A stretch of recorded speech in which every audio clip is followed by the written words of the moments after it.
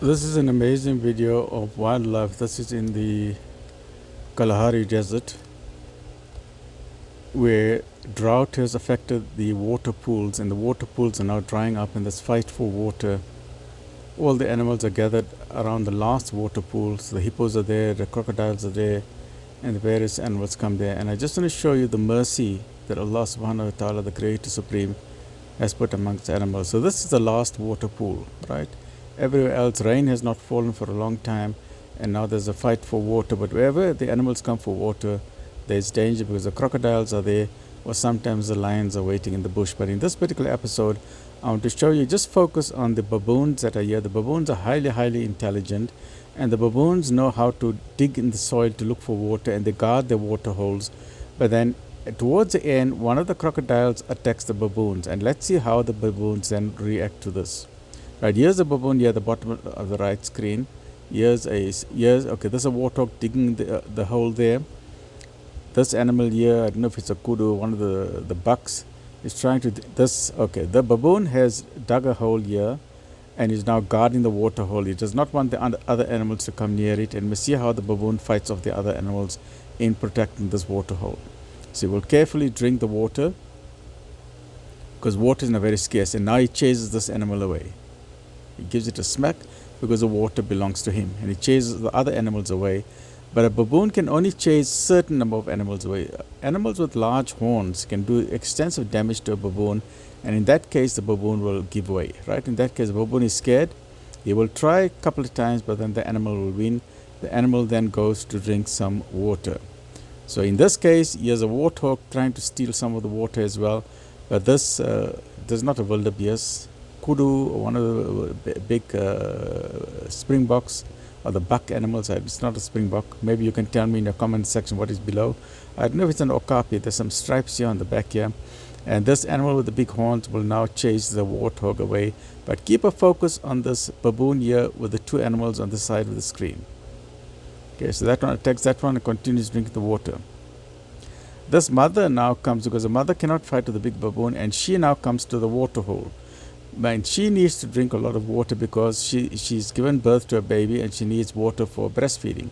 But the danger for her here is that any of these shapes could be a crocodile. But she's very thirsty, so she's forced to come to the water to the water pool to drink some water, but at the risk of her own life. And this is where the danger occurs. So just watch carefully what happens. So she drinks some water. She's fine for a while. She's relaxing. The baby's breastfeeding, so everything is fine at the moment, and she's relaxing, and everything seems to be fine at the moment. Then suddenly there's a huge commotion. I'm going to pause that at the moment. Look what's happening there in the background. While the other monkeys were sitting in the background, this crocodile jumped out and grabbed the mother. All right, grabbed the mother, and there was a huge commotion. The baboons start screaming. This is excuse me. The baboons have a social tribe like how we have a tribe, and they start yelling warning commands to each other, and they all run and they start making a commotion in the sense of trying to help this mother baboon as well. But there is not only the mother baboon, it's also her child as well. So there's two of them that are involved in this attack by the crocodile. He takes the mother in, and the big male baboon comes to fight. The mother is being He's got the mother on the chest, he's got her on the leg, but she's fighting desperately. And she manages to escape. But unfortunately, her child fell in the water. So even though the mother escaped, the child fell in the water. But see now the response of the father. So she manages to escape, but she's got badly bitten on her arm. So she's got a broken arm. The other baboons are in huge commotion. And the father baboon, this male alpha baboon, is now fighting this crocodile. At the risk to himself, is fighting the crocodile to try and rescue the baby. Now, this crocodile has got a problem, because even though he's got the baby baboon in its jaws, the other crocodiles also want to have a bite of that baby baboon. But it's not much of a meal. So this crocodile now goes out of the water to try and eat the baboon by himself. And when that happens, the male baboon now starts attacking the crocodile. Watch what happens. So he takes his baby. You can see the baby in his mouth. Okay, there's the baby crocodile in his mouth, at least the baby baboon in his mouth. And the baboon is basically, and here the male, alpha male, comes and attacks the crocodile. Attacks him again and again, gives him, and you must remember that the bite of the alpha baboon, the canine teeth are huge, so it can actually pierce the armor of the crocodile, and the crocodile knows that.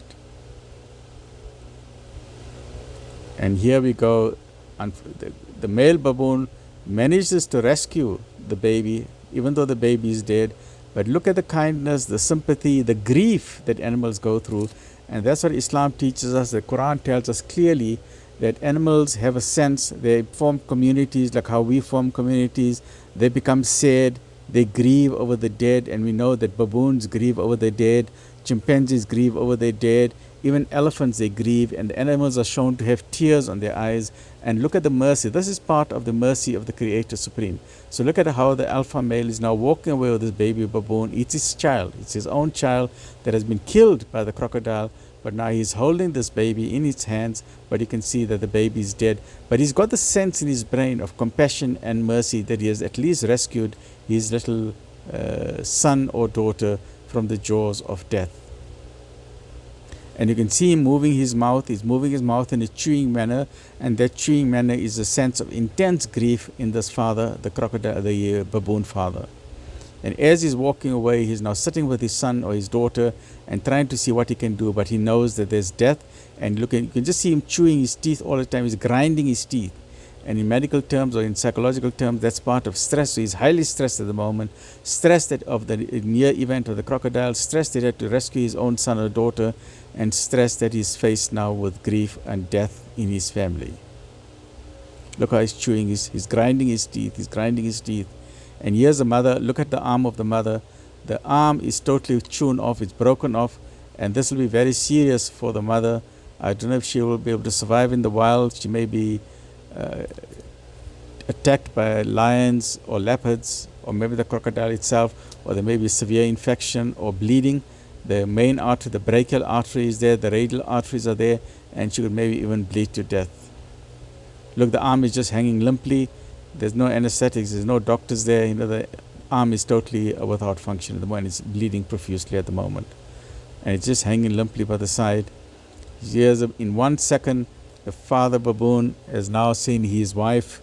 Her arm is totally ripped, and his son or his daughter is now dead and in his arms, and is going away by himself to grieve by himself. And this is the mercy that we find even in the animal kingdom. Stay well, look after yourself. Alhamdulillah Rabbil Alameen.